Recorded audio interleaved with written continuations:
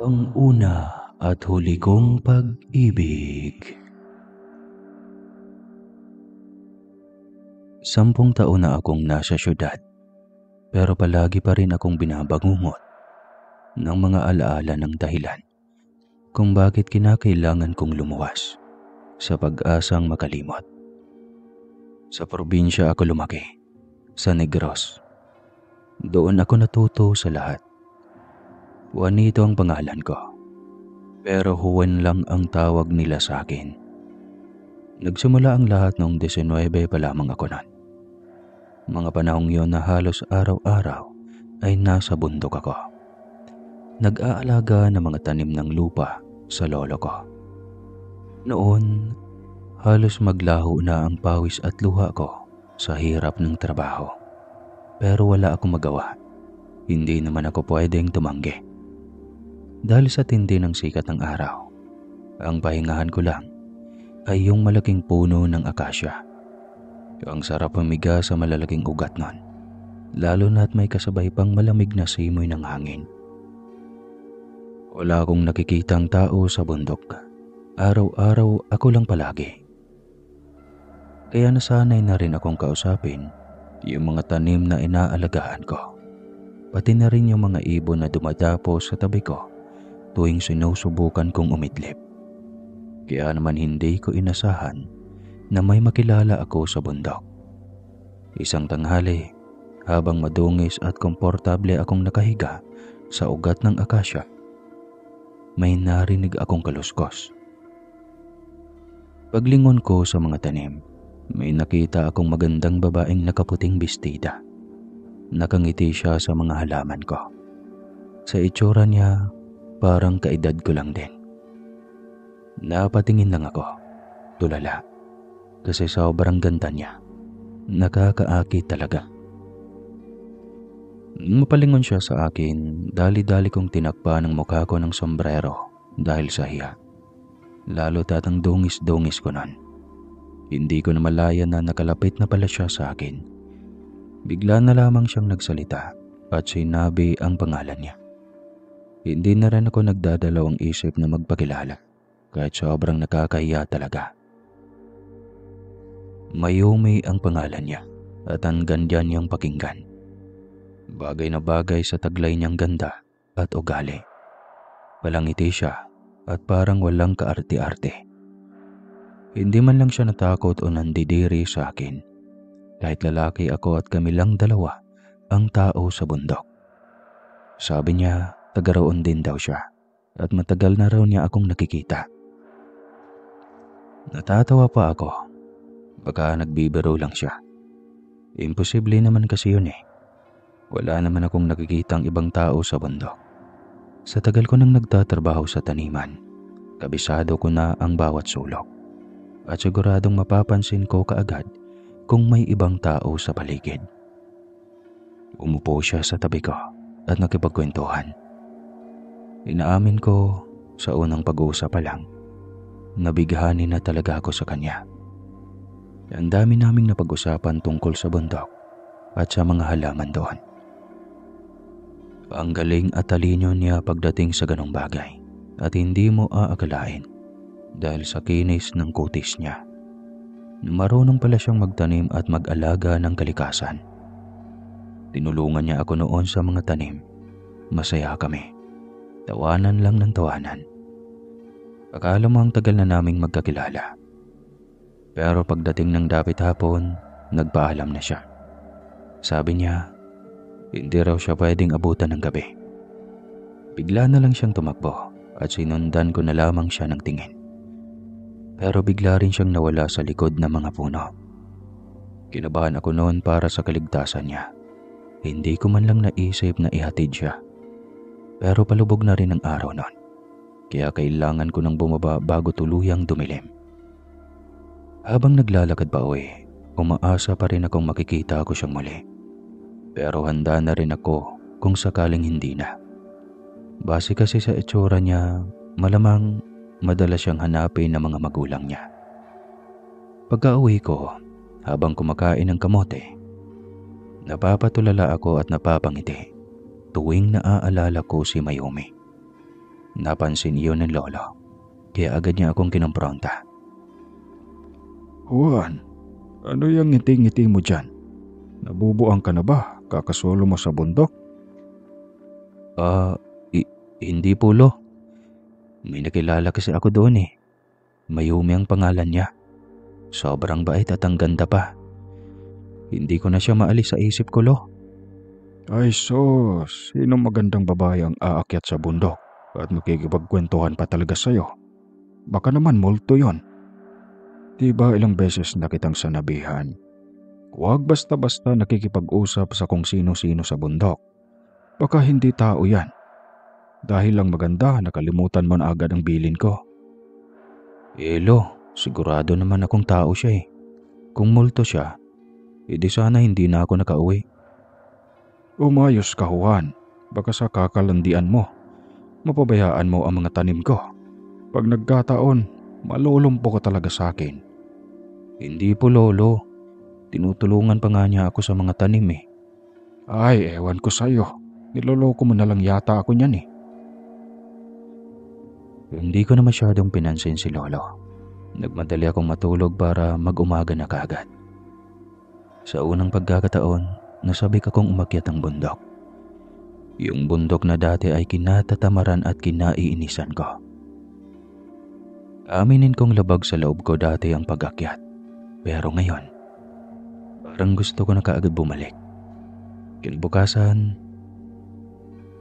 sa pinaka-hindi inaasang pagkakataon, nandun agad si Mayumi.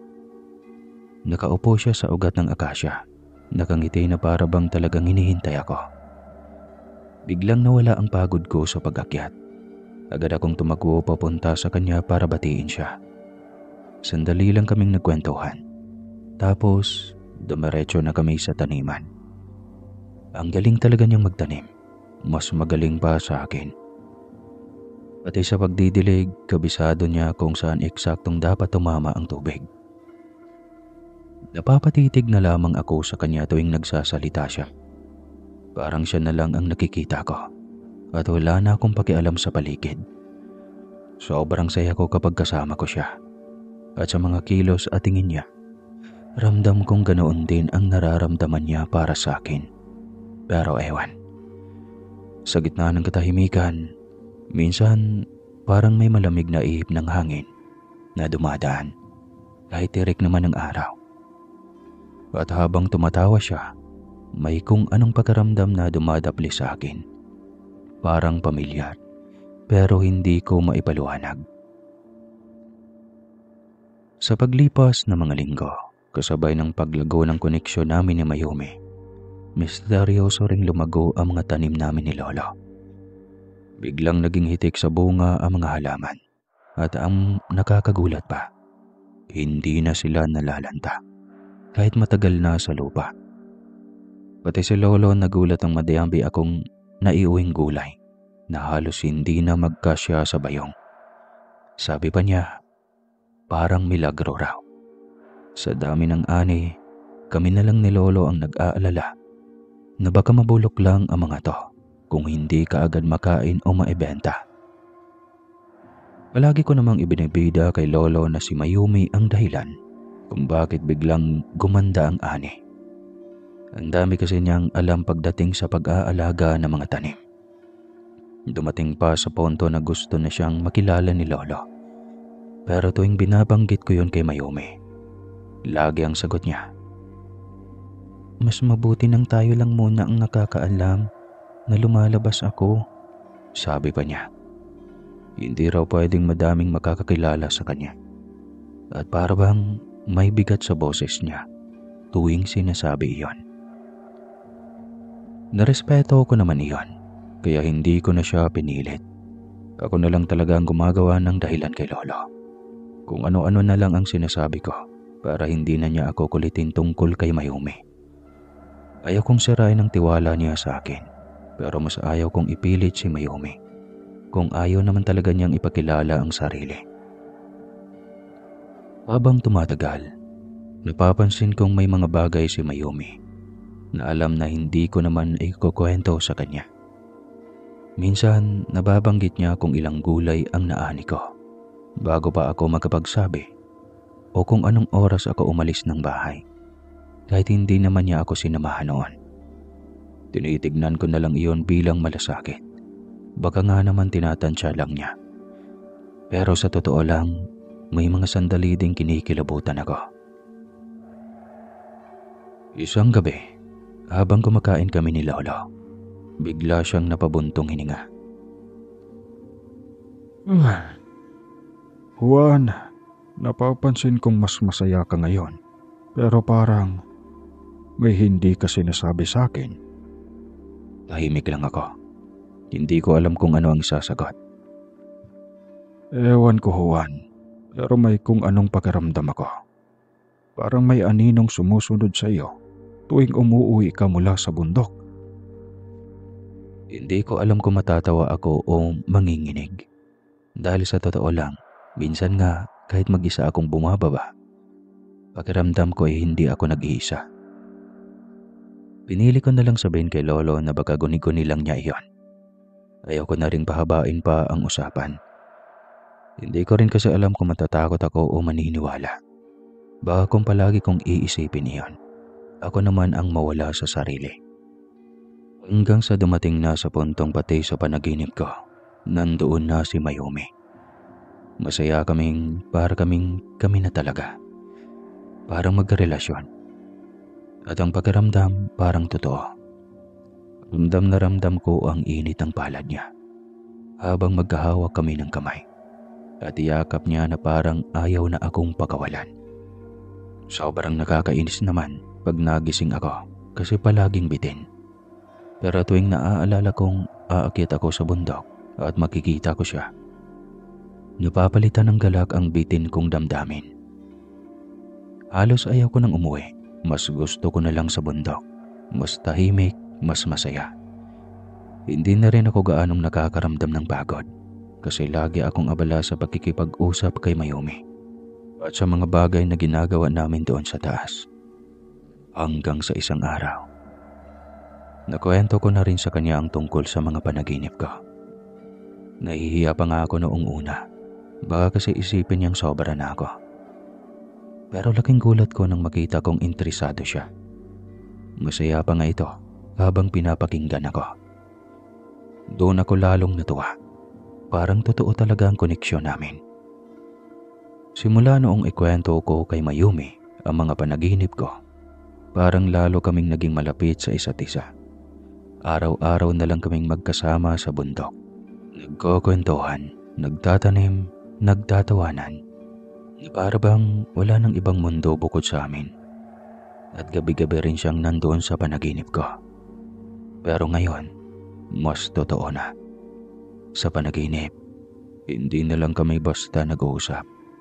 Magkahawak na kami ng kamay habang naglalakad sa gubat.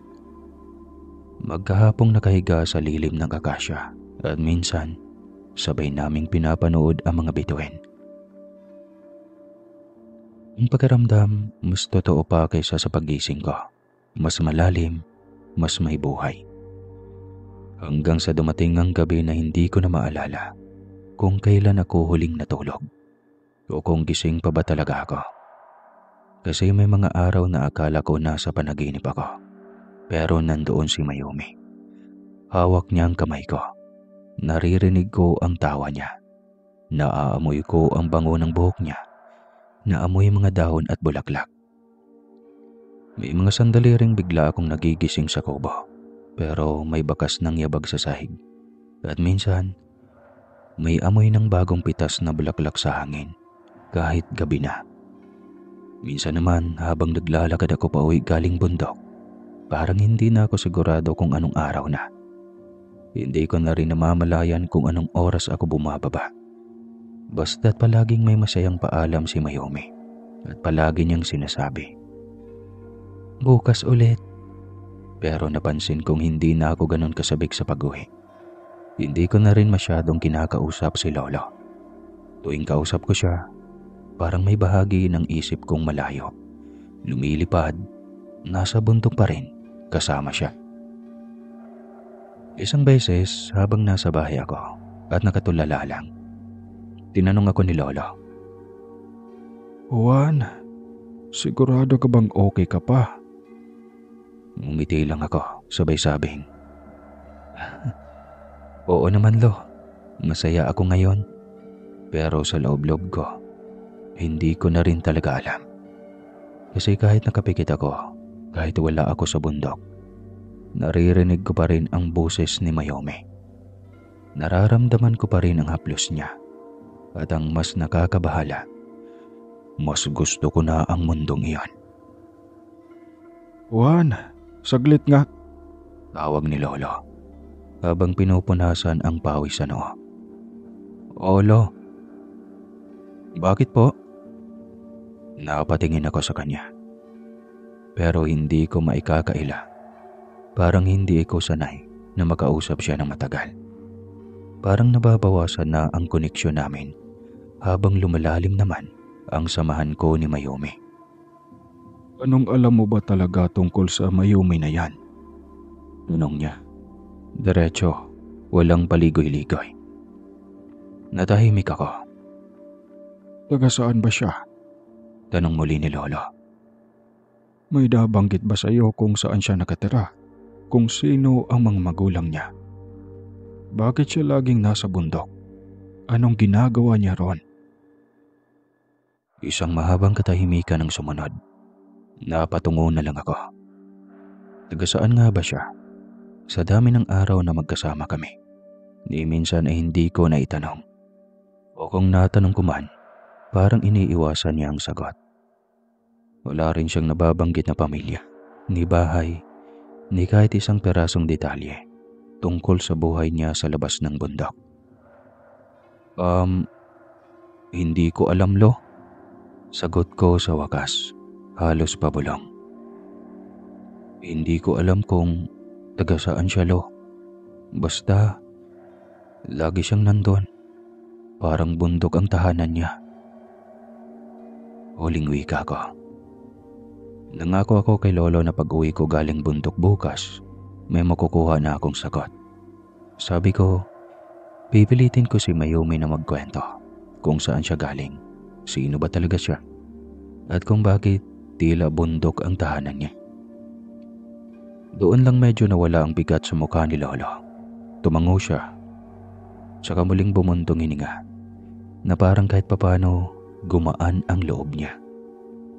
Pero habang nakahiga ako noon, nakatitig sa bubong ng kubo namin, hindi ko maiwasang mapaisip. Baka nga kaya ako nagbabago ay dahil lang sa pag-ibig.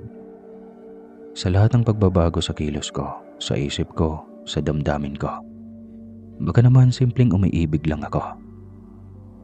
Una kasi ito, unang beses kong maramdaman ng ganito, at hindi ko ikakaila na napamahal na ako kay Mayumi. Hindi man malinaw ang pinanggalingan niya, hindi man ako sigurado kung bakit tila may lihim siyang iniiwasan. Ang tanging sigurado ako, mahal ko siya. At bukas, gusto kong mas makilala pa siya. Gusto kong malaman kung sino ba talaga si Mayumi. Napailing si Lolo, kita sa mukhang bigat ang iniisip. Anak, hindi normal yan, sabi niya. May mga nilalang na hindi dapat pinapalapit. Minsan, kahit maganda, ay delikado. At doon ako tuluyang napapaisip. Totoo nga, sa dami ng oras na magkasama kami ni Mayumi, ang dami kong alam tungkol sa kanya. Pero parang wala rin talaga akong alam. Ang alam ko lang, mahal ko siya. Pero sino ba talaga siya? Ang araw na yon, bit-bit ko pa rin ang mga tanong ni Lolo habang paakyat ako ng bundok. Mabigat sa dibdib pero determinado ako makakuha na ng sagot. Sapat na siguro ang mga linggong lumilipas. Kung anong meron sa amin ni Mayumi, gusto ko nang linawin. Kung sino ba talaga siya, taga saan siya, at nasaan na ang pamilya niya, at anong ginagawa niya sa bundok araw-araw. Darating ko doon, nandoon na naman siya. Nakaupo sa paborito niyang ugat ng punong akasya. Nakangiti na parang walang ibang mundo kundi kami. Naupo ako sa tabi niya at dahang-dahang binuksan ang usapin. Hindi ko siya tinitigan agad. Baka kasi makita niya ang kaba sa mga mata ko. Hindi siya sumagot sa mga tanong ko. Imbis na magpaliwanag, ngumiti lang siya. Isang ngiting hindi ko mabasa. Hindi tulad ng dati. Parang may tinatago. Ang tingin niya ay inilibot sa paligid, sa mga punong tila mas kilala niya kaysa sa sarili. Naghintay ako pero wala. Walang kahit isang salitang sagot. At sa halip na sagutin ako, bigla siyang lumapit. May iba sa galaw niya ngayon. Mas malambing, mas malapit, mas personal. Ramdam ko ang kabog ng dibdib ko. Hindi ko na muling natanong pa. Hindi na rin niya binigyan ng kahit anong paliwanag. Imbis na sagot, parang inaya niya akong ipikit na lang ang mga mata at damhin kung anong meron sa amin. Walang salita, pero malinaw ang gusto niyang mangyari. Parang tinatanong niya ako kung pwede ba naming ituloy ito. Kung handa ba akong mahalin siya kahit hindi ko siya lubusang kilala. At alam niyo, hindi ko alam kung anong pumasok sa isip ko noon, pero sa halip na umatras, napalapit ako lalo. Sa kabila ng kawalang katiyakan, pinili kong mahulog pa lalo. Dahil sa mga sandaling kasama ko siya, hindi ko na kayang hindi siya mahalin. Oo, naging opisyal ang relasyon namin noong araw na yon. Naging kami na ni Mayumi. Hindi ko maipaliwanag ang saya. Parang yung mga panaginip ko, isang-isa nang nagiging totoo. Yung mga hawak kamay, yung mga yakap, yung mga titig na parang kami lang ang tao sa mundo. Nagagawa na namin sa tunay na buhay. Pero habang sumasaya ako, lalo akong natatakot. Para bang sa likod ng lahat ng ito, may bagay na pwedeng sumira sa amin kahit kailan. Hindi ko alam kung ano ang tinatago niya, pero pinipili kong hindi na mangulit. Pinili kong mahalin siya sa kung ano lang ang gusto niyang ipakita sa akin. Iniisip ko na lang baka may malalim talaga siyang dahilan kung bakit ayaw niyang sabihin ang totoo tungkol sa kanya. Baka may sakit siyang alaala o trahedyang ayaw nang balikan. Basta ang alam ko, siya ay akin. Ako ang pinili niya. At sapat na sa akin iyan. Kapag naman kinukulit ako ni Lolo tungkol kay Mayumi, hindi ko na siya pinapansin. Hinahayaan ko na lang. Masyado nang matanda si Lolo para mag-imbestiga. At kahit gustuhin man niyang makita si Mayumi, alam kong hindi na niya kakayaning akyatin ang bundok. Dahil maganda na ang lagay ng mga tanim, hitik sa bunga, luntian ng mga dahon, at halos wala nang kailangan pang ayusin. Mas madalas na naming iniiwan iyon. Sa halip, mas madalas na kaming maglibot ni Mayumi sa bundok. Magkahawak kamay, naglalakad kung saan man kami dalhin ng mga paa namin, habang nagtatawanan sa maliit na bagay na parang kami lang ang may alam. Madalas kaming tumigil para panoorin ang mga ibon na lumilipad sa ibabaw ng mga puno, o kaya huminto para tikman ang mga prutas na nadadaanan namin. Matamis, malamig, at parang laging hinog sa tamang panahon. Minsan hihiga kami sa damuhan, magkaakbay, tahimik lang habang pinagmamasdan ang langit. Wala kaming ibang iniintindi, kundi ang isa't isa. Sa bawat araw na lumilipas, lalo akong nahuhulog sa kanya. Hindi ko na kayang itanggi pa. Gusto ko na siyang pakasalan kahit wala akong pera. Gusto ko na siyang makasama habang buhay. Pero alam ko ring masyado pa kaming bata. Masyado pang maaga at hindi ganon kadali ang buhay. Kaya naman pinipigil ko ang sarili ko. Kahit halos sumigaw na ang puso ko dahil ayaw ko mapunta pa siya sa iba. Hanggang sa dumating ang araw na matagal ko nang inaasam. Inaya na ako ni Mayumi na pumunta sa kanila. Sa wakas, makikilala ko na rin kung saan siya nagmumula, kung anong klaseng buhay meron siya. Pero may isang kondisyon. Kailangang nakapiring ang mga mata ko habang tinatahak namin ang daan patungo roon. Hindi na ako nagtanong kung bakit. Baka may dahilan siya na hindi pa niya kayang sabihin. Basta ako'y pumayag na. Buwang tiwala ko sa kanya. Siguro hindi naman niya ako igagapos at ilalagay sa ilalim ng taal kasi hindi ako siguro. Di joke lang. Mahigit kalahating oras kaming naglakad. Tahimik, malamig ang hangin. Ramdam kong paakyat kami sa mas mataas na bahagi ng bundok. Pero hindi ko alam kung gaano na kami kataas o kalayo. Hanggang sa bigla niyang sabihing pwede ko nang tanggalin ang piring. Pagmulat ko ng mga mata, natulala ako. Parang hindi totoo ang lahat ng nasa harapan ko. Para akong inilagay sa gitna ng isang panaginip na hindi ko gustong matapos. Ang lugar ay napapalibutan ng malalaking puno na may mga bulaklak na hindi ko pa nakikita sa buong buhay ko. Makukulay, nangingintab, at tila may sariling liwanag.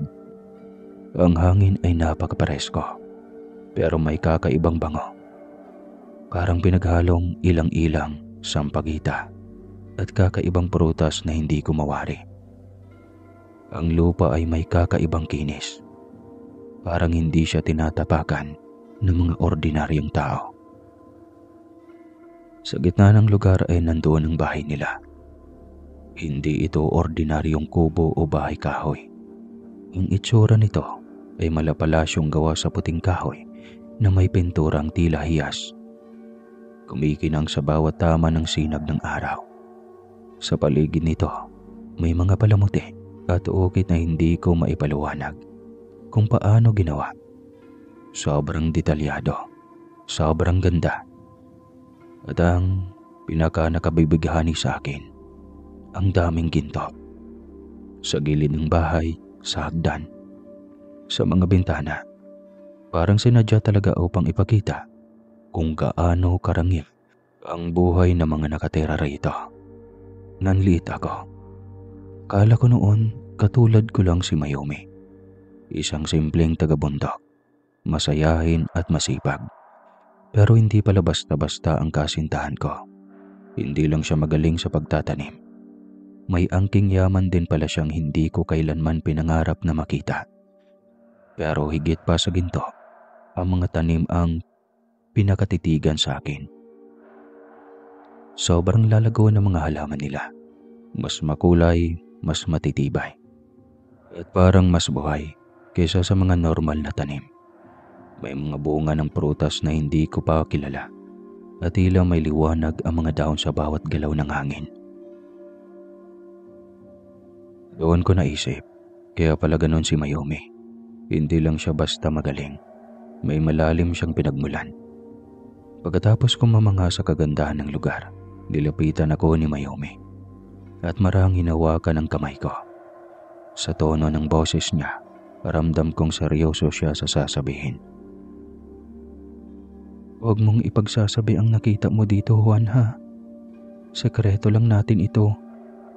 Bulong niya habang nakatitig sa mga mata ko. Tumango kaagad ako. Wala akong dahilan para pagdudahan siya. Kung ano man ang dahilan niya, alam kong may kinalaman iyon sa kung gaano kahalaga sa kanya ang lugar na ito. At dahil mahal ko siya, rerespetohin ko ang hiling niya. Naglakad pa kami, mas malalim, papasok sa lugar na tila hindi pa nadadampian ng mundo ng mga tao. Dinala niya ako sa isang ilog, maliit, ngunit malinaw ang tubig na para bang salamin. Sa ilalim ng tubig, may mga batong kulay ginto at lonte.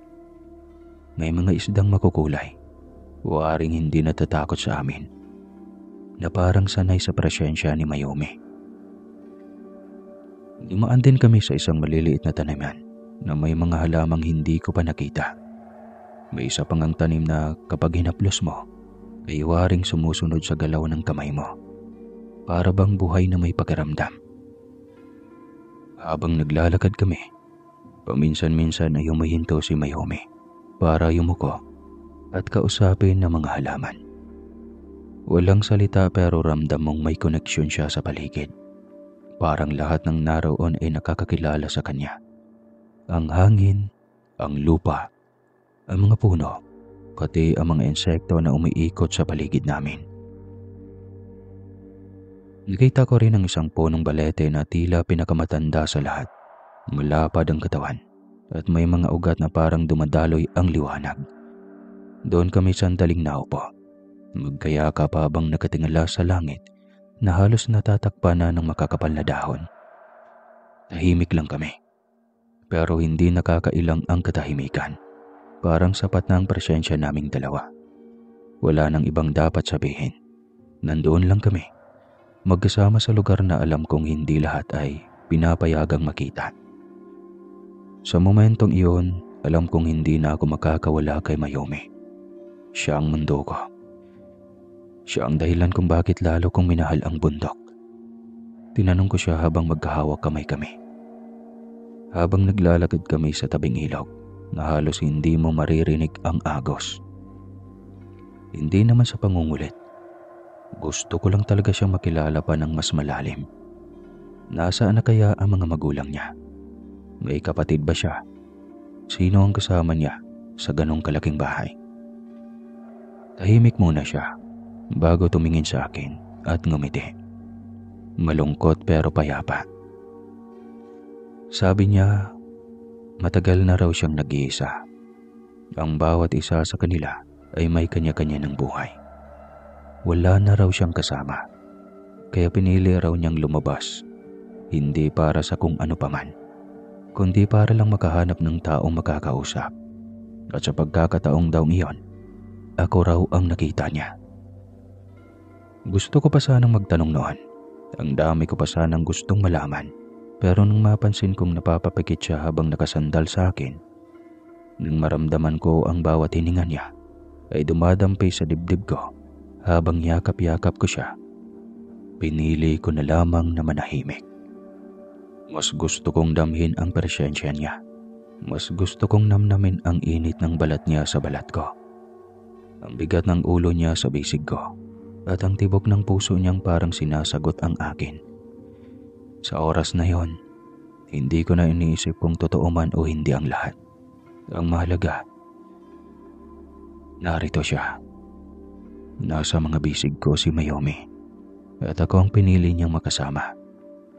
Nang magising siya ay nagluto muna siya pagkapasok namin ng bahay. Maya-maya pa, nung nakapagluto na siya ay kumain kami. Pagkatapos naming kumain ng niluto niyang mainit at masarap na sabaw, na kahit simple lang ay parang may halong kung anong espesyal na sangkap.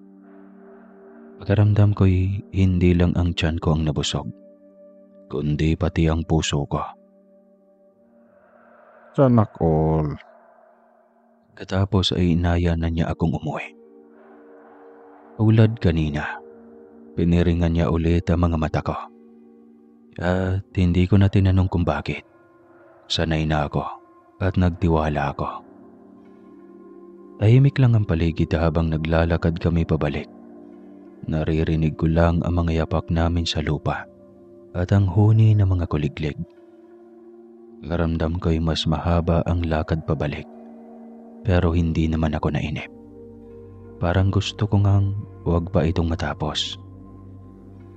Nang tanggalin niya ang piring, nagulat ako na nando na kami mismo sa taniman. Nagsisimula ng lumubog ang araw at ang langit ay kulay kahil at lila. Saktong takip silim na.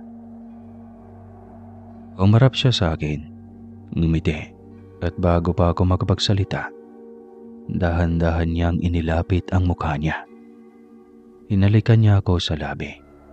Mahaba, marahan, at puno ng damdamin. Parang isang pangako na hindi binigkas, pero ramdam sa bawat segundo. At tulad ng dati, tulad ng palagi, binabanggit niya ang linyang hindi ko na kayang hintayin. Ang linyang laging nagpapatigibok ng puso ko. Bukas ulit, sabi niya. Pagka-uwi ko ay akala ko ay payapa na akong makakatulog. Bit-bit ang alaala ng halik ni Mayumi at ang malaparaisong lugar na nakita ko. Pero hindi pa man ako nakatungtong ng hagdan, ay isang malakas na batok ang kaagad kong natanggap mula kay Lolo. Saan ka galing? Bulyaw niya. Nanginginig ang boses pero hindi sa galit, kundi sa matinding pag-aalala. Akala ko'y nagbibiro lang siya, o baka dala lang ng katandaan niya ang bigla ang pag-init ng ulo niya. Pero iba ang tingin niya sa akin. Seryoso. At halos maluha-luha. Sabi niya, 3 araw na raw akong hindi umuwi. Natawa pa ako nung una, baka naman napahaba lang ang tulog niya o nagkamali lang siya ng bilang. Pero nang marinig ko ang mga boses ng mga kapitbahay naming lumapit, tila galing sa pag-aalala. Unti-unting bumibigat ang dibdib ko. Anak, akala namin kung ano na ang nangyari sa iyo, sabi ng isang ali. Hawak-hawak pang dibdib niya na parang ngayon lang humupa ang kaba. Tinanong nila kung saan ako galing, anong nangyari, at bakit daw hindi ako nagpapakita ng ilang araw. Gusto ko sanang magsabi, gusto kong ikwento ang lahat, ang tungkol kay Mayumi, sa paraisong lugar, at sa malapilikulang damdamin na nararamdaman ko tuwing kasama ko siya. Pero nangako ako kay Mayumi. Kaya ngumiti na lang ako. Pilit kong sinabing napalayo lang ako sa taniman. Nagpalipas ng ilang gabi at nawala ng oras. Kahit alam kong hindi ka panipaniwala, hindi ko kayang suwayin ang tanging hiling niya, ang mapanatiling lihim ang lahat. At sa loob-loob ko, kahit naguguluhan ako, kahit may kaba, mas pinili ko pa rin ang pangakong iyon.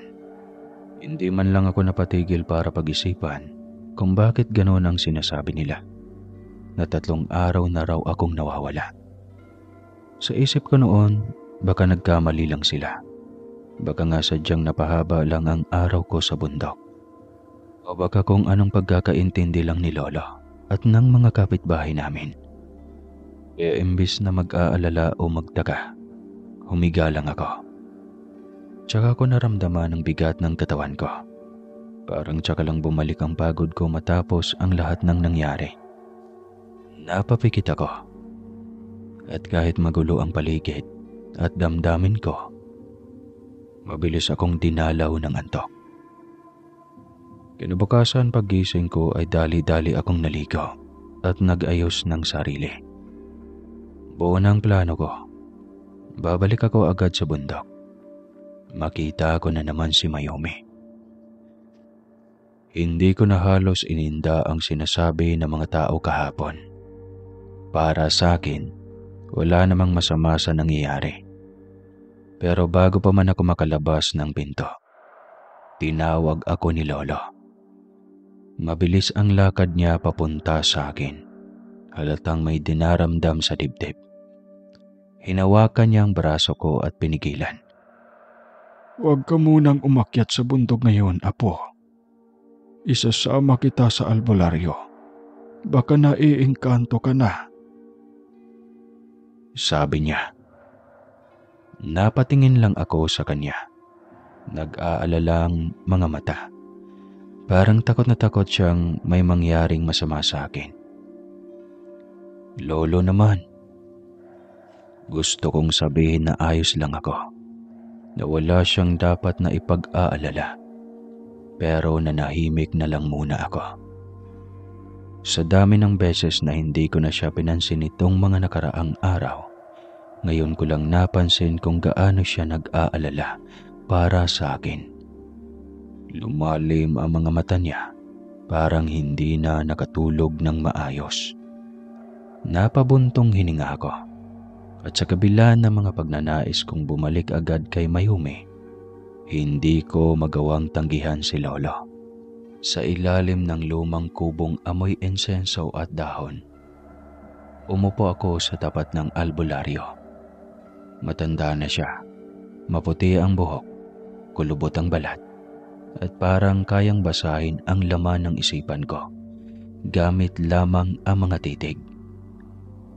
Maraming nakasabit na anting-anting sa paligid.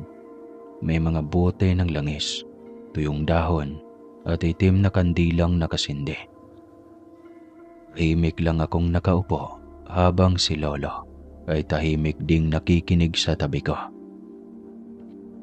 Kumuha ng dahon ang albularyo, tsaka ito dinurog sa palad. Pinadaanan ng usok mula sa insenso, at tsaka biglang tinapat sa mukha ko. Napasinghot ako, tapos napaatras ng kaunti. May humahawak sa iyo. Anya, mababa ang boses. Malakas, maganda, at hindi tao. Napakunot ang noo ko. Ano pong ibig niyang sabihin? Kilala ko ang mga engkanto sa bundok na yon. Sagot niya habang iniikot ang isang pulang tela sa ulo ko. Lalo na yung mga babaeng nilalang na may layuning umibig sa tao. Hindi mo ba napansin? Sa panaginip mo siya unang nakita, tapos unti-unting naging totoo. Isinama ka niya sa lugar na hindi mo alam kung nasaan. Piniringan ka pa. At kung bakit? Dahil ayaw niyang malaman mong ibang mundo ang pinasok mo. Napailing ako. Hindi totoo yan. Tao si Mayumi. Totoong totoo. Ramdam ko siya. Nararamdaman ko ang kanyang mga kamay. Ang yakap niya. Ang halik niya. Huminto ang albularyo. Tinitigan ako ng matalim. Anak, hindi mo na alam kung alin ang totoo sa hindi. Ganyan ang kapangyarihan nila. Ipaparamdam nila sa iyong lahat, pati pag-ibig. Pero hindi mo alam, unti-unti ka na palang kinukuha. At kapag tuluyan ka ng maging kanila, wala ka nang babalikan. Tumayo ako. Mainit na ang ulo ko. Pasensya na po, pero hindi ako naniniwala sa ganyan. Hindi engkanto si Mayumi. Tao siya. Totoong tao. Totoo nga siya. Sa mundong hindi para sa iyo. Bulong ng albularyo. Kung huli na ang lahat, sana maalala mo ang sinabi ko ngayon. Hindi ako nagsalita. Lumabas na lang ako ng kubo. Nanginginig ang kamay ko, hindi sa takot, kundi sa inis. Paano nila masasabing hindi totoo si Mayumi? Gayong sa lahat ng damdaming naramdaman ko, sa kanya lang ako naging buo. Iniwan ko si Lolo at agad akong nagtungo sa direksyon paakyat ng bundok. Nakakunot ang noo ko habang naglalakad. Dala ang inis at pagtataka. Ngunit pagkarating ko sa taniman, biglang nabura ang lahat ng nararamdaman kong sama ng loob. Nandoon si Mayumi, nagdidilig ng mga halaman. Nang makita niya ako, ngumiti siya at agad akong tinakbo upang yakapin. Parang nabuo muli ang mga emosyon ko. Nawala ang pagkalito at ang puso ko'y muling napuno ng saya. Naupo kami sa tabi ng taniman, magkayakap habang masayang nagkukwentuhan. Hindi namin namalayan ang mabilis na paglipas na mga oras. Pagsapit ng bandang 8:00 ng hapon, bigla siyang tumayo. Sabi niya ay saglit lang daw. Tapos ay mabilis na tumakbo papalayo. Hahabulin ko na sana siya nang bigla kong marinig ang boses ni Lolo, kasama ang albularyo, mula sa likuran ko. Sino raw ba ang kausap ko? Bakit daw ako nagsasalitang mag-isa? Tanong nila. Napakunot ang noo ko at ang sagot ko, si Mayumi. Ngunit umiling silang dalawa. Wala kaming nakikitang kahit sino, Juan. Kanina pa ka pa naming pinagmamasdan. Para kang baliw na niyayakap ang hangin at tumatawang mag-isa, sabi ni Lolo. Nanlaki ang mga mata ko. Napalingon ako kina Lolo at sa albularyo na halos ayaw lumapit sa akin. Pareho silang may hawak na anting-anting habang nakatingin sa direksyon kung saan tumakbo si Mayumi. Wala kayong nakikita? Nakita niyo ba yung babae na nakaputing bestida? Yung may hawak na tabo? Yung nagtanim dito? Tanong ko at nanginginig na ang boses ko. Umiling si Lolo. Wala, Juan. Kanina ka pa namin pinagmamasdan nga. Nandito ka sa gitna ng tanimon. Nakaupo mag-isa. Niyayakap ang sarili mo. Tumatawa ka at may kinakausap. Pero wala ka talagang kasama. Hindi ako makapaniwala. Lumingon ako sa paligid. Nandyan pa rin ang basang lupa. Ang nadidiligang tanim. Pati ang iniwang tabo ni Mayumi. Sinamaan ko sila ng tingin. Para bang bigla na lang akong nilamon ng galit. Hinahadlangan nila ang kasiyahan ko. Hinahadlangan nila ang tanging taong nagpaparamdam sa akin ng tunay na saya. Bakit ba kayo ganyan? Bakit ba kayo nangingialam sa buhay ko? Singhal ko. Hindi ko napigilang sumbatan si Lolo. Buong buhay ko, ako lang ang mag-isa. Kayo lang naman ang meron ako. Pero na minsan, hindi ko naramdaman na naintindihan niyo ako. Ngayon na lang ako naging masaya. Pipigilan niyo pa. Kitang-kita ko ang lungkot sa mga mata ni Lolo. Hindi siya makapagsalita. Pero imbis na matauhan ako, lalo lang akong nanggigigil. Para bang pinagtutulungan nila ako. Para bang gusto nilang agawin sa akin ang mundo kung saan ako masaya. Wala kayong alam. Wala kayong alam kung gaano ko siya kamahal. Bulong ko. Tumalikod ako. Mas pinili kong iwan sila doon.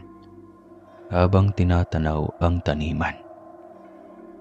Wala silang nagawa kundi ang umalis. Napailing si Lolo bago bumaba ng bundok. Kasunod ang albularyo. Hindi na nila ako pinilit pa. Wala na silang nasabi. Siguro napagod na rin sila sa paulit-ulit kong pagtanggi. Ako naman, nananatiling nakaupo roon sa tabi ng taniman kung saan ko huling nakita si Mayumi. Hinintay ko siya. Kahit tahimik na ang paligid, kahit wala ng ibang ingay kundi ang pagaspas ng hangin at ihip na mga dahon, nandoon lang ako. Umaasang lalabas siyang muli. Ngunit habang lumilipas ang mga oras, unti-unting lumalamig ang simoy ng hangin. Unti-unting nabalot ng dilim ang langit. Kumagat na ang gabi, ngunit wala pa rin siya. Umuwi na lang akong masama ang loob. Baka natakot si Mayumi. Baka nakita niya si Lolo at ang albularyo. Gustuhin ko mang puntahan siya at ipaliwanag ang lahat. Hindi ko naman alam kung saan ang daan papunta sa kanila. Gabing-gabi na nang makatulog ako. Mabigat ang dibdib ko. Pero sa gitna ng dilim ng gabi, nanaginip ako. Nasa gitna ako ng taniman. Pero kakaiba na ang paligid. Mas luntian, mas may buhay, at may mga bulaklak na hindi ko pa nakita noon. Ang hangin ay malamig, pero hindi nakakakilabot, kundi parang yakap. Tahimik ang paligid, pero rinig na rinig ko ang mga huni ng ibon. Tila ba masaya silang muli akong bumalik. At nandun siya, si Mayumi. Nakasuot siya ng puting damit na may bordang gintong bulaklak. Nakalugay ang kanyang mahabang buhok at nakangiti siya sa akin na parang walang nangyari. Hindi siya umiimik, pero tinuturo niya ako na lumapit hanggang sa nilipitan ko siya. Hinawakan niya ang mukha ko. Sinalubong ko ang palad niya ng halik. Hindi kami nag-usap, pero ramdam ko parang may gusto siyang sabihin. Bigla siyang umatras ng dahan-dahan. Habang umaatras, lumalabo ang paligid. Unti-unting nagiging kulay abo ang lahat. Nawawala ang mga ibon. Nalalanta ang mga halaman. At si Mayumi, napapalitan ng usok ang anyo niya.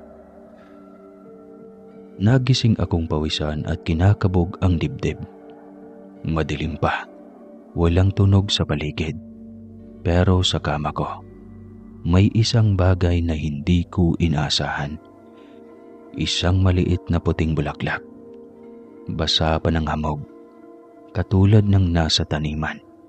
Katulad ng nasa kanyang bundok.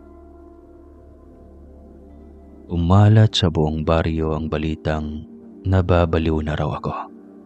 Nagsasalita na akong mag-isa at madalas makita sa may paanan ng bundok na tila may hinihintay. Pinapaniwalaan ng ilan na may nobya raw akong engkanto. Isang magandang babae na nakatira sa bundok. Nanggaling pa raw mismo ang kwento sa mga naririnig ng kapitbahay naming mga pagtatalo namin ni Lolo. Lalo na kapag pinipilit niya akong wag nang bumalik sa itaas. May mga usisero pa nga ang nagsabi, nakita raw nila akong parang may kausap habang nakatingala sa langit. May kaakbay daw ako, pero wala namang ibang tao. Pati mga bata napapalingon kapag dumadaan ako. Bulungan dito, turo roon. Pero sa totoo lang, wala akong pakialam sa sinasabi nila. Dahil alam kong totoo si Mayumi. At kahit buong baryo pa ang kumontras sa akin, hindi ko siya ikakaila. Hindi ko kayang tiisin, hindi ko kayang manatili sa bahay habang patuloy akong nilalamo ng tanong kung nasaan na si Mayumi. Kaya kinabukasan, maaga pa lang ay nag-impake na ako ng tubig at ilang tinapay. Tsaka muling tinahak ang daan patungo sa bundok. Hindi ko alam kung anong parte ang patutunguhan ko. Basta ang alam ko lang, hahanapin ko siya. Wala na akong pakialam kahit wala akong gabay. Kahit nakapering ako nung dinala ako ni Mayumi roon. Sinusubukan kong balikan sa isip ang bawat hakbang, bawat pagliko, at ang pakiramdam ng lupang tinatapakan ko habang hawak niya ang kamay ko. Halos maghapon akong paikot-ikot. Tinik, putik at sanga ng puno. Lahat tiniis ko. Paulit-ulit kong tinatawag ang pangalan niya. Mayumi! Mayumi! Hiyaw ko sa hangin. Umaasang sasagot siya. Pero tanging huni lang ng mga ibon at hampas ng hangin sa mga dahon ang bumabalik sa akin. Nakarating ako sa isang malawak na damuhan at hindi ko pa nakikita noon. Sa gitna nito may isang matandang puno na anay bumibantay ng paligid. Naupo ako sa lilim nito, hingal na hingal, habang pinapahid ang pawis at alikabok sa mukha ko. Nasaan ka na, Mayumi? Bumalik ka na. Sana magpakita ka pa sa akin. Bulong ko. Halos pabulong na dasal. Maya-maya pa, napansin kong may bagay na nakasabit sa isang sanga ng puno. Tumayo ako, nilapitan ito. at biglang nanlamig ang buo kong katawan. Isang panyo, kulay puti at may bordang mga bulaklak. Pareho lang lagi niyang ginagamit.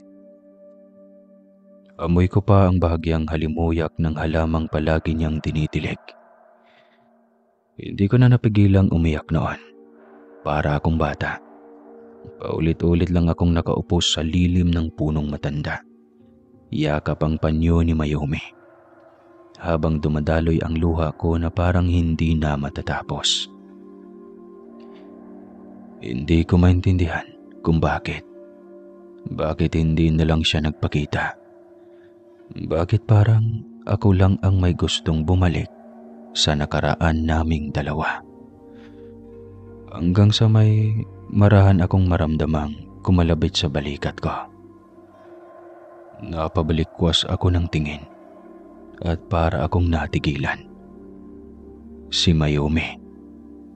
Nakatayo siya sa harap ko. Nakayoko at parang kakagaling lang din sa pag-iyak. Mapungay ang mga mata niya. Namumula ang ilong. At ang ngiti niyang dating puno ng saya, ngayoy parang payak na lang. Mahina at puno ng lungkot. Hindi ko na napigilan ang sarili ko. Tumayo ako at niyakap siya ng mahigpit. Parang mawawala na naman siya sa akin. Mahigpit ang yakap niya. Parang ayaw na rin akong pakawalan. Doon sa ilalim ng punong iyon, wala kaming imik, kundi luha lang ang dumadaloy mula sa aming dalawa. Habang yakap ko siya, narinig ko ang mahina niyang pagbulong sa tenga ko. Paulit-ulit lang, paos at pabulong, na parang dasal. Patawad. Patawad. Patawad. Tinanong ko kung bakit. Anong pinagsisihan niya? Anong mali? Pero hindi siya sumasagot. Patuloy lang ang pagbulong niya habang unti-unti kong nararamdaman na parang lumalamig ang paligid. Parang may mali. Mayumi, anong nangyayari? Bulong ko. Ngunit hindi siya sumagot. At doon ko napansin, kahit iyakap ko siya ng mahigpit, wala akong nararamdamang tibok ng puso. Mayumi, sagutin mo ko. Bakit ang lamig mo? Mahina kong tawag habang patuloy ko pa rin siyang yakap. Napansin kong hindi na siya gumagalaw. Parang natigilan. Unti-unti siyang lumuwag sa yakap, tsaka dahan-dahang umatras. Nakatingin lang siya sa akin. Nanginginig ang mga labi. Parang may gusto siyang sabihin pero hindi niya alam kung papaano uumpisahan. Huminga siya ng malalim, tsaka tumitig sa mga mata ko. Ayaw ko sanang umabot sa ganito. Ayaw ko sanang malaman mo. Bulong niya. Kinabahan ako. Napaatras ako ng bahagya, pero hindi ko siya tinanggal sa paningin ko. Anong ibig mong sabihin? Umulo ang luha niya.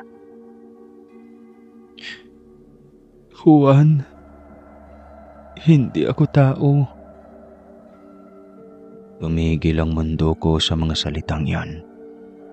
Parang may biglang humigop sa lakas ko. Hindi ko alam kung nananaginip lang ako ulit o sinasaktan lang ako ng imahinasyon ko. Anong ibig mong sabihin? Halos hindi ko marinig ang sarili kong boses.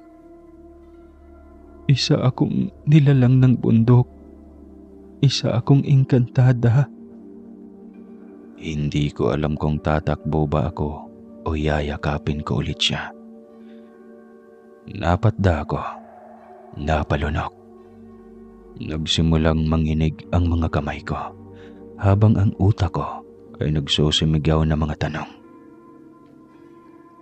Lahat ng nakita mo, lahat ng nararamdaman mo, totoo yun. Pero ang mundo ko, hindi ito sa inyo. Ang mga tao sa paligid mo, hindi nila ako nakikita dahil hindi ako kabilang sa mundong ito. Bakit mo pinakita sa akin ang lahat ng ito? Bakit mo ako pinaibig? Napasigaw ako. Nanginginig ang tinig. Dahil minahal din kita. Bulong niya. Halos hindi ko na marinig. At doon ko na lang ulit naramdaman ang bigat sa dibdib ko. Parang piniga ang puso ko sa sakit. Parang wala akong sapat na lakas para tanggapin ang lahat. Simulat sa Paul, kasalanan na ang lahat ng to. Pero pinili kong suwayin ang mundo ko. Dahil gusto kong maranasan ang pagmamahal kahit sandali lang. Pero napasama. Kung ganon, sasama na lang ako sa iyo, Mayumi. Wala na rin naman akong silbi sa mundong to kung wala ka. Nanginginig kong sabi habang pilit kong nilalabanan ang pag-iyak. Nakita ko kung paano nanlaki ang mga mata niya. Napaatras siya ng kaunti, tsaka umiling habang tumutulo ang luha sa pisngi niya. Juan, hindi yun ganun kadali. Hindi mo alam ang sinasabi mo. Alam ko ang nararamdaman ko. Mas totoo to kaysa sa lahat ng naranasan ko. Sa mga taong tinuring kong pamilya. Mas totoo ka sa akin kaysa sa buong mundong to. Kaya kung ibang mundo ang kailangan para makasama ka, handa akong sumama. Sigaw ko at para bang hindi ko na alam kung ano ang gagawin. Lumuha siya, hindi lang basta luha. Isang uri ng iyak na parang binubunot ang puso niya. Hindi pwede, Juan. Hindi ikaw ang para sa mundo ko. At hindi ako ang para sa iyo. Mahinang bulong niya. Bakit hindi? Anong pumipigil sa atin? Halos mapasigaw na ako. Tadhana. At ang totoo, mali ito. Mali ako. Nagkamali ako nang ipilit kong pumasok sa buhay mo. Napasaya mo ko, oo. Pero habang pinipilit kitang mapasaya rin, unti-unti kong tinatanggal ka sa mundong dapat mong kinalalagyan. Sa piling ng lolo mong nag-aalala, sa mundong kung saan pwede kang mabuhay ng totoo at ng buo. Hindi ako nakaimik. Parang binuhusan ng malamig na tubig ang buo kong katawan. Umuugong ng tenga ko. Pero naririnig ko pa rin ang bawat salitang sinasabi niya. Tila inukit sa utak ko. Mayumi, mahal kita. Umiling siya habang lumuluha. At mahal din kita, Juan. Pero ni minsan, kahit mahal natin ang isa't isa, hindi sapat iyon para ipagpilitan ang hindi para sa atin. Dahan-dahan siyang umatras. Pumikit siya sandali. Tila nilalasap ang huling sandali naming magkasama. Tsaka siya nagsalita habang tumutulo ang huling luha sa pisngi niya. Patawad, Juan, pero hanggang dito na lang tayo. At bago pa man ako makalapit, bago pa man ako makapagsalita, isang hangin ang bumalot sa paligid. Nagdilim ang paligid ko at pagmulat ko, wala na siya. Wala na si Mayumi. Bumuhos ang malakas na ulan, parang sabay kaming pinatahimik ng langit. Basang-basa na ang damit ko, pero hindi ko magawang umalis. Baka bumalik siya. Baka babalik pa siya at sasabing nagkamali lang siya. Na pwede pa kaming dalawa. Pero wala na. Tanging ang ulan ang sumagot sa mga dasal kong hindi ko na rin alam kung para saan. Mabigat ang mga paa ko nang piliin kong bumalik sa bahay. Hindi ko na alintana ang mga tingin ng mga tao sa baryo. Wala na akong pakialam kung sa tingin nila'y baliw ako. Ang alam ko lang, iniiwan ako ng kaisa-isang nilalang na nakapagpatawa sa akin sa gitna ng lungkot at nagparamdam kung paano mahalin. Pagdating ko sa kwarto, hindi na ako nagbihis.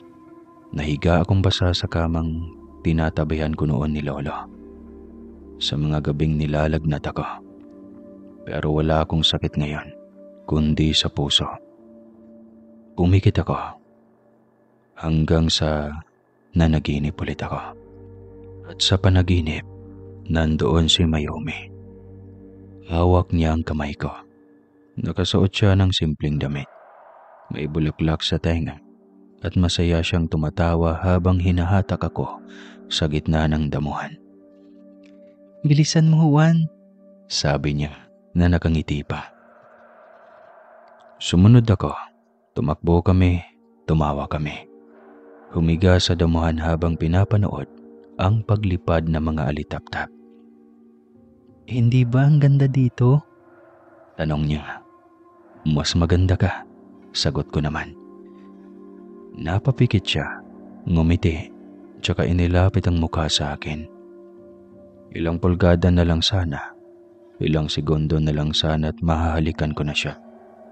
Pero bigla siyang bumitaw, tumayo at unti-unting lumayo.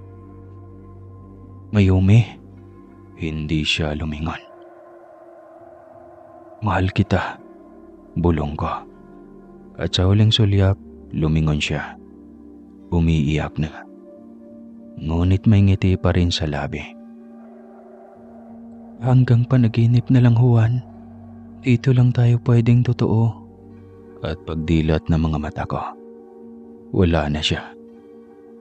Umiiyak akong mag-isa sa madilim na kwarto habang patuloy pa rin bumubuhos ang ulan sa labas.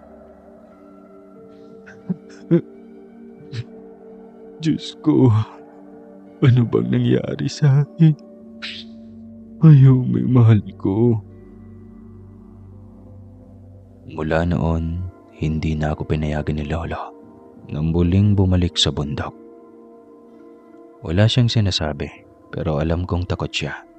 Hindi para sa sarili niya, kundi para sa akin. Sa una ay pinakikiusapan lang niya ako. Pero nang mapansin niyang lagi pa rin akong tumatakas, dumating na sa puntong ikinukulong na niya ako. Sa mismong silid na minsan ay naging aking kanlungan, ngayon ay nagiging kulungan. Ngayon, isa na lang itong hawla. Si Mayumi hanggang sa panaginip ay nawala siya. Kung dati ang bawat pagpikit ko'y tila pagtakas sa realidad, dahil sa panaginip ay nandoon siya, ngumingiti, naghihintay. Pero ngayon, kahit ang mga panaginip ay unti-unti na ring nanahimik. Hindi ko na din alam kung anong araw na. Hindi ko na rin matandaan kung kailan huli akong ngumiti. Madalas ay nakaupo lang ako sa gilid ng kama. Nakatulala sa bintana, umaasang baka may aninong lilitaw sa ilalim ng ulan. O tinig na tatawag sa pangalan ko mula sa malayo. Pero wala. Wala nang Mayumi. Ang meron lang ay ako. Isang binatang iniwan ng isang pag-ibig na hindi ko maintindihang totoo ba o gawa-gawa lamang ng puso kong sabik sa pagmamahal. At sa bawat patak ng luha ko, isa lang ang dasal ko, na kahit sa huling pagkakataon, muli ko pa siyang makita. Kahit sandali lang, kahit hindi na siya manatili. Hanggang sa tuluyan na lamang akong kinaawaan ni Lolo. Siguro'y sawang-sawa na rin siyang makita akong araw-araw na tulala. Walang ganang kumain at umiiyak sa bawat saglit na lumilipas. Kaya't isang umaga, Walang kahit anong salita. Tinapik niya lang ang balikat ko at sabay sabing, Halika na anak. Aakyat tayo sa bundok. Hindi ako makapaniwala. Akala ko panaginip, pero totoo. Muling binuksan ni Lolo ang daan patungo sa lugar kung saan huli kong nakita si Mayumi. Magkahalong kaba at pag-asa ang nararamdaman ko habang paakyat kami.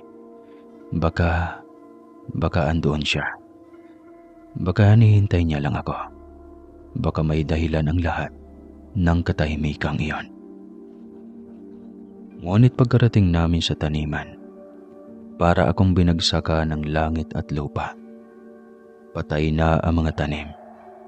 Ang mga bulaklak ay natuyo. Ang damo ay nangingitim. Tila matagal nang iniwan. At ang lugar kung saan kami unang naupo ni Mayumi, doon sa ilalim ng matandang akasya, ay halos hindi ko na makilala.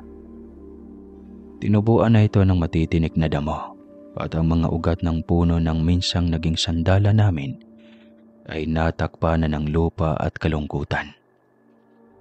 Parang hindi lang lugar ang nawala, kundi pati ang alaala. Napaluhod ako. Walang pakialam kung madumi ang lupa o kung masasaktan ako. Basta't napaluhod na lang ako at sa sobrang sakit, hindi ko na napigilan ang paggagulgol.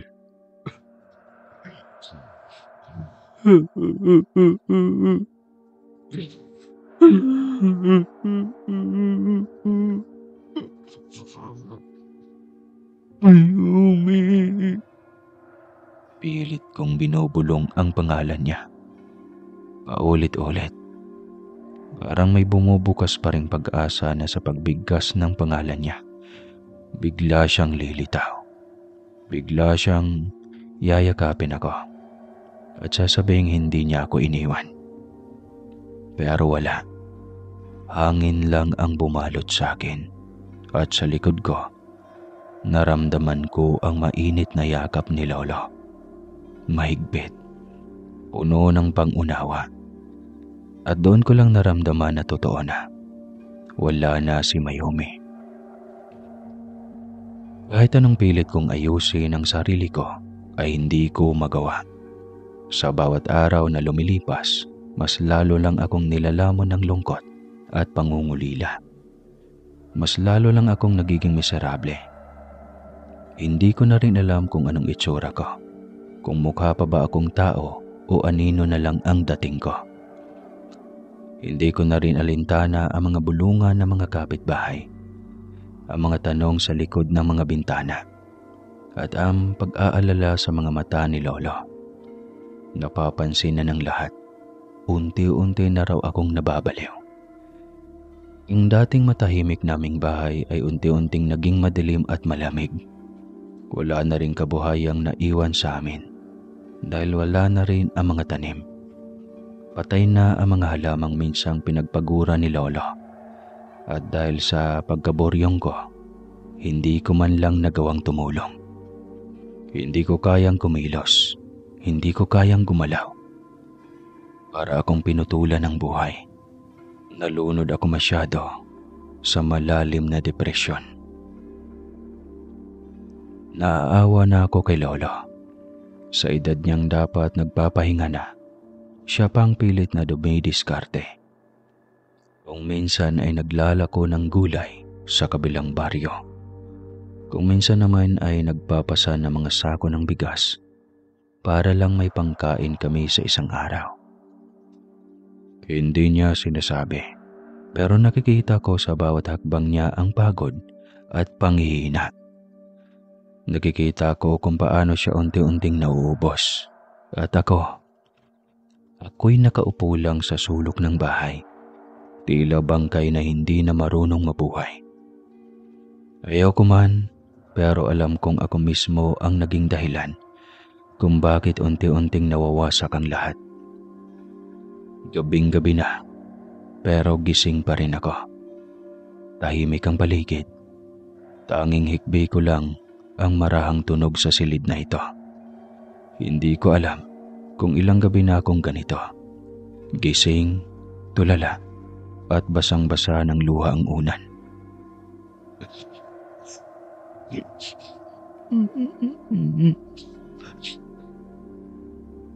Pero sa gabing ito, may kakaibang nangyari. Sa unang pagkakataon matapos ang matagal na panahon, napanaginipan ko ulit si Mayumi. Nasa gitna ako ng parang. Sabog ang liwanag ng araw at malamig ang hangin. Sa dulo ng damuhan, nandoon siya, si Mayumi. Nakatayo, nakangiti, pero may lungkot sa mga mata niya. Hindi na siya tulad ng dati. Parang mas maliwanag, mas mapayapa ang aura niya. Lumapit siya sa akin, hindi ako makagalaw. Gusto kong tumakbo papunta sa kanya, pero tila ba nanigas ang katawan ko sa emosyon. Juan, tama na. Hindi ako mawawala. Ako'y palaging nariyan sa puso mo. Bulong niya habang hawak-hawak ang pisngi ko. Mayumi, bakit mo ko iniwan? Tinig ko'y pabulong, halos pigtal. Umiling siya. Hindi ako ang nawala.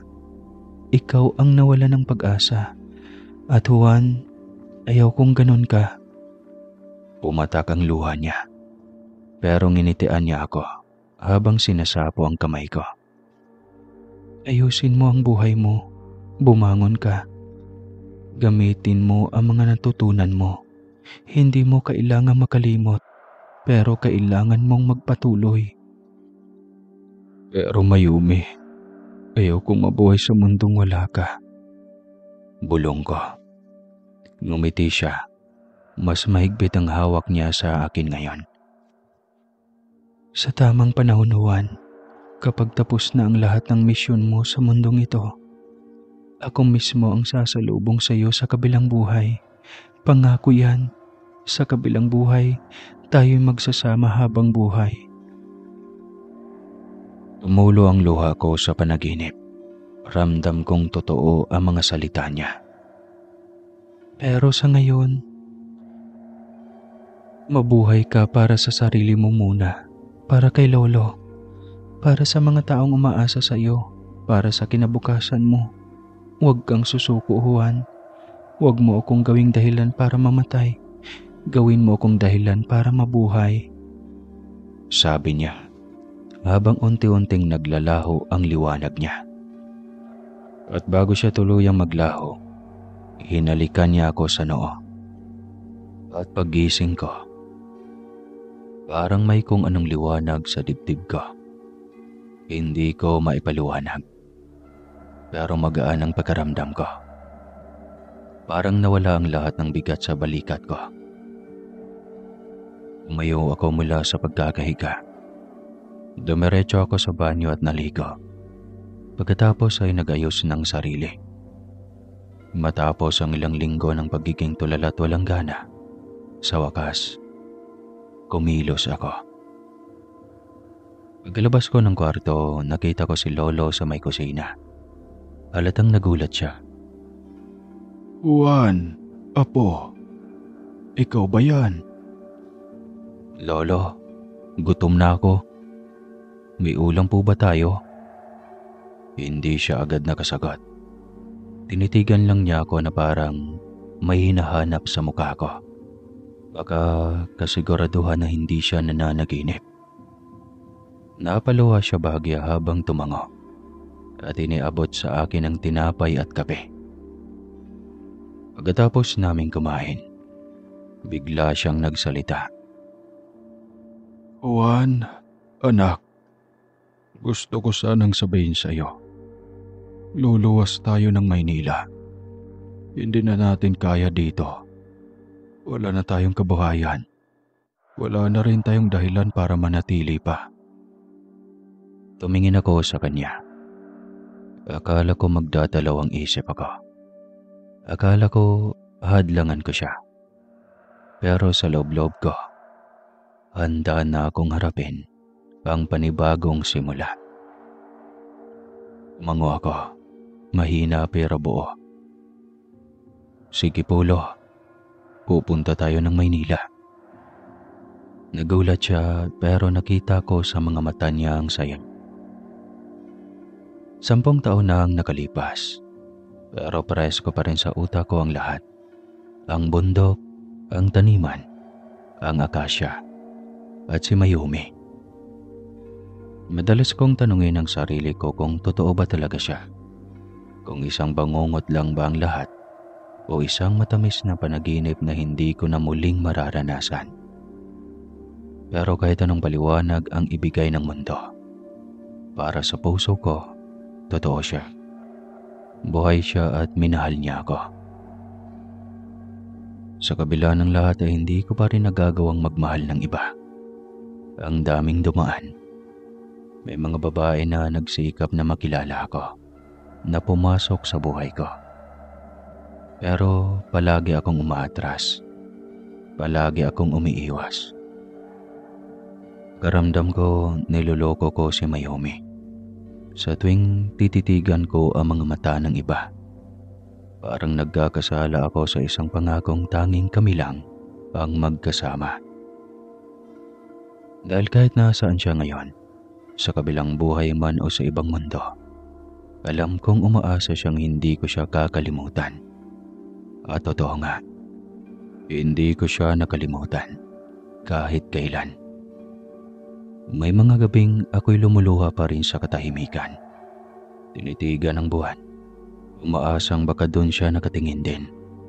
At sa bawat pagdilat ng mga mata ko, kahit mag-isa ako sa kama, nararamdaman ko pa rin ang init ng yakap niya. At doon ako humuhugot ng lakas dahil hindi ko kailangan ng ibang dahilan para mabuhay, kundi ang pangakong darating ang araw na iyon. Ang araw na kami na ulit. Dahil naninindigan ako na siya lang. Si Mayumi ang una at siya rin ang huli. Wala nang iba. Wala nang susunod. Hindi ko kayang magmahal muli dahil wala nang magmamahal sa akin. Kundi dahil ayaw kong masaktan si Mayumi. Ayaw kong biguin ang mga mata niyang minsang tumingin sa akin na may wagas na pag-ibig. Ayaw kong maramdaman niyang napalitan ko siya. Na nalimutan ko ang lahat ng ipinangako ko sa kanya. Na kahit magkahiwalay kami sa mundong ito, mananatili siyang tanging laman ng puso ko. Grabe no? Alam kong binabantayan niya ako. Minsan nga, pagkaramdam ko ay nariyan lang siya. Tahimik, nakamasid. Sa ihip ng hangin, sa pagbagsak ng ulan. Sa tibok ng puso ko tuwing nalulungkot ako, naroon si Mayumi. At para sa kanya, patuloy akong mamumuhay ng may dangal, may layunin, at may pagmamahal. Dahil kung totoo nga ang sinabi niyang babalik siya sa tamang panahon, kaya kung makita niya akong durog, sira, at walang silbi. Gusto kong ipagmalaki niya ako. Gusto kong sa pagdating ng panahong iyon, mayakap niya akong muli at sabihin, Juan, salamat. Hindi mo ko nakalimutan. Hindi mo ko pinakawalan. At ako naman, sasagot ng buong puso. Hindi ko kailanman pinangarap na gawin iyon, Mayumi. Dahil ikaw lang ang mahal ko. Noon, ngayon, at magpakailanman. Wakas. Sana pag nagkita sila, no, may kwento pa natin. Ganda men.